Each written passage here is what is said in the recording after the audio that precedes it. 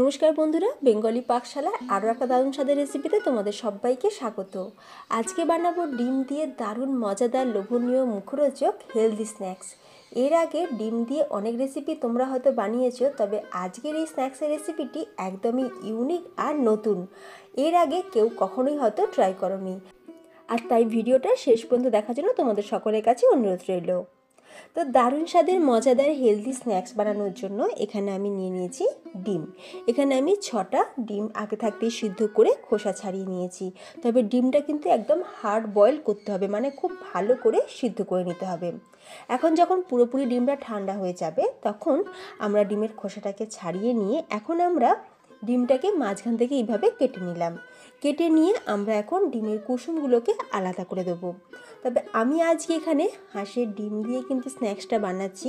তো তোমরা কিন্তু মুরগির ডিম দিয়ে স্ন্যাক্সটা বানাতে পারো, সেক্ষেত্রে স্ন্যাক্সগুলো আরও বেশি ভালো হবে। কারণ দেখবে হাঁসের ডিমের মধ্যে কুসুমটা বেশি থাকে, মানে ইয়েলো পার্টটা বেশি থাকে আর সাদা অংশটা কম থাকে। তাই বলছি পোলট্রির ডিম দিয়ে করলে কিন্তু বেশি ভালো হবে। যেহেতু আমাদের বাড়িতে মুরগির ডিম চলে না, সেই জন্য হাঁসের ডিম দিয়ে কিন্তু বানালাম। এখন দেখো কুসুমগুলোকেও আলাদা করে নিয়েছি আর ডিমের যে সাদা অংশ সেগুলোকেও আলাদা করে নিয়েছি। এবার কি করব, একটা মিক্সির জারের মধ্যে আমরা কুসুমগুলোকে প্রথমে নিয়ে নেব। এরই সাথে আমি দিয়ে দিচ্ছি কাসুন্দি। কাসুন্দি সস আমাদের সবার বাড়িতেই থাকে। কাসুন্দি সস দিয়ে দিলাম 1 টেবিল চামচ। এর সাথে দিয়ে দেবো 1 চামচ পরিমাণে অরিগানো। অরিগানো দিলে কিন্তু টেস্ট খুব ভালো আসে। যদি হাতের কাছে অরিগানো না থাকে, তোমরা কিন্তু চাট মশলা ব্যবহার করতে পারো। দিয়ে দেবো এখানে 1 চামচ পরিমাণে গোলমরিচের গুঁড়ো।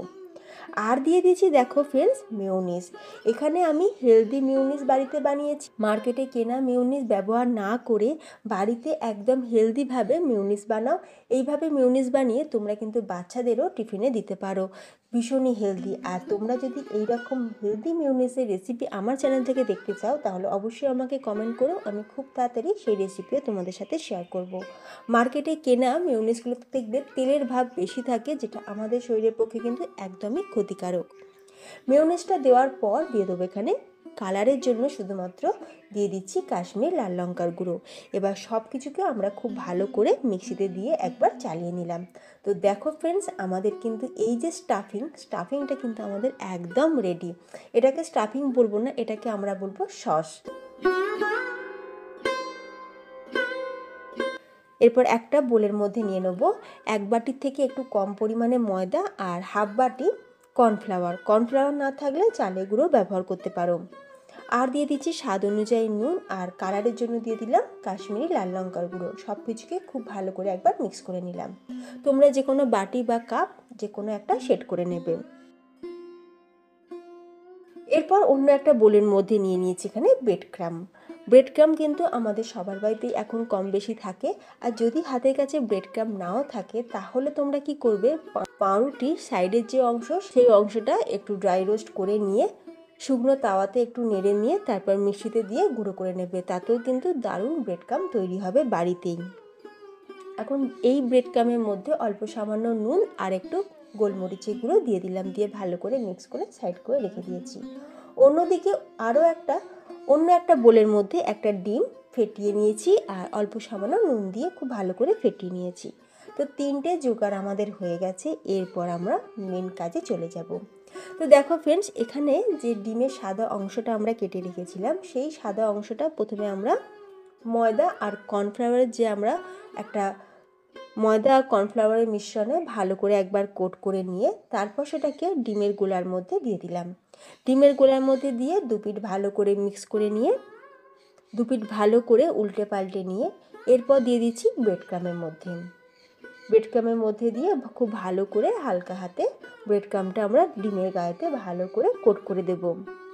খুব ইজিলি বানানো, খুব চটজলদি হয়েও যায়। আর এই ইফতারে বা এই রমজান মাসে তোমরা যদি এইরকমভাবে ডিমে এইরকম একটা হেলদি স্ন্যাক্স বানিয়ে খাও, বা তোমরা যাকেই বানিয়ে খাওয়াবে সে কিন্তু প্রশংসা করতে বাধ্য। একদমই ইউনিক আর নতুনত্ব। এরপর সবগুলোকে আমরা রেডি করে নিয়েছি, একই রকমভাবে সবগুলোকে রেডি করে নিয়েছি। তারপর কড়াইতে বেশ খানিকটা সাদা তেল গরম করে নিয়ে গ্যাসের ফ্লেমটাকে লো টু মিডিয়ামে রেখে একটা একটা করে ডিম আমরা তেলের মধ্যে দিয়ে দিলাম।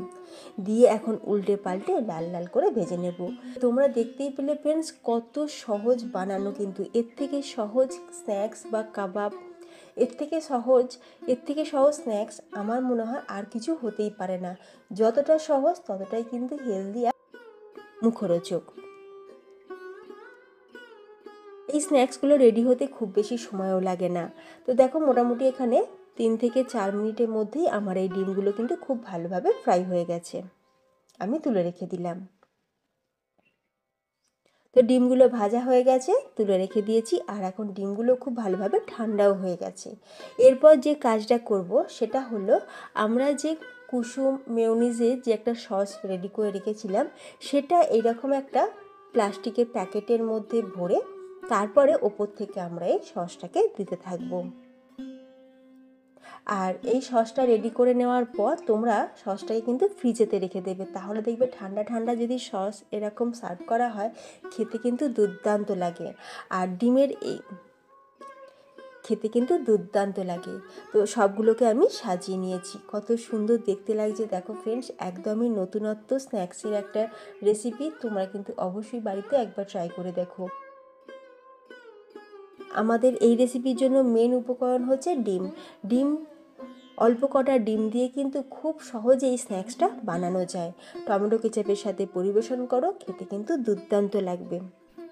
ডিমের এই স্ন্যাক্সগুলো ভীষণই কুড়মুড়ে হয়, আর ওপরটা অসংখ্য লেয়ারযুক্ত সস, ঠান্ডা ঠান্ডা চিল সস।